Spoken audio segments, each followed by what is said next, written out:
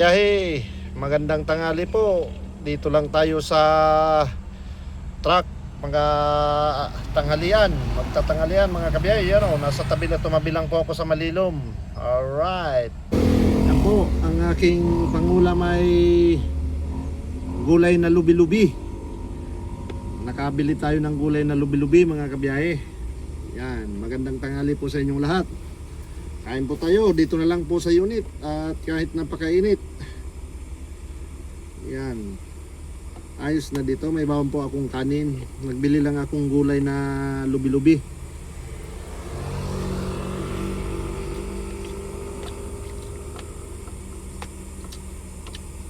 Bumili po ako dun sa may gulay. Ayos na rin. Naubusan na naman tayo mga kabiyaheng pangkwam, budget. May tubig naman tayo dito.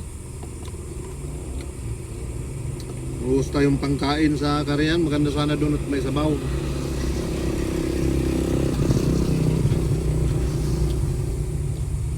Yung painante ko at ahente doon po sa Karian kumain. Ako dito na lang ako at wala akong pambiling ulam.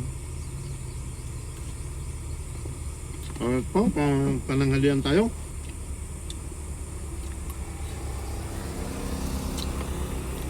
Alas 12 na.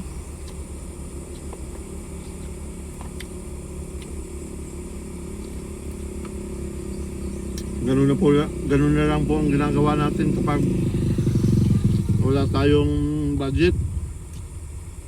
Pag kinakapos tayo.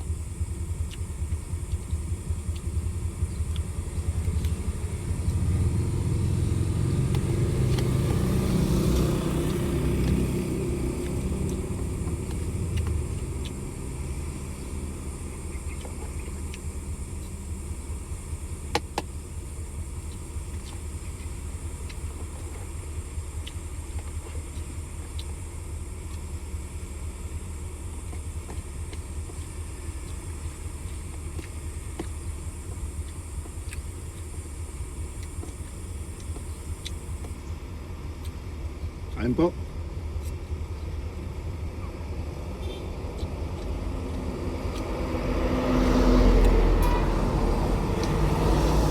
Naalala ko nung nandun pa kami sa kuwan, naghahanap ako ng mga lubi-lubing kanto. Pero ang luto namin noon, kuwan lang mga kabiyahe, yung pipilipitin namin yung pinakantalbos. Kukuhanin namin, tapos pipilipitin laang. Tapos yung pagulay namin na parang kung tawagin doon sa amin palusag lang po, yung hindi na hinahalo-halo, hindi na isa lang yun. Sa kasirola pwede mong lutuin o kaldero, palusag ang tawag.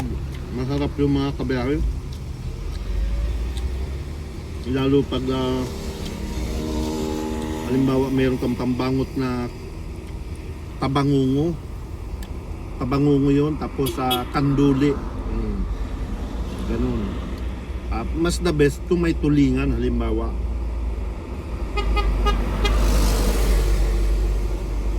tinapa, yun, pwede mga tinapang tulingan. Naku, talaga kahit dumaan si biyanan, panay langan nyo ko nakain, nakalimutang alukin. Masarap yun mga kabiyahe, lalo pag panahon na July, August, kasi galing sa init. Pag umulan, doon yun. Pag tag-ulan ako, pag unang tag-ulan niya, pag galing sa initan, makikita mo mga lubi-lubi dyan ng kukuan, bagong-bago.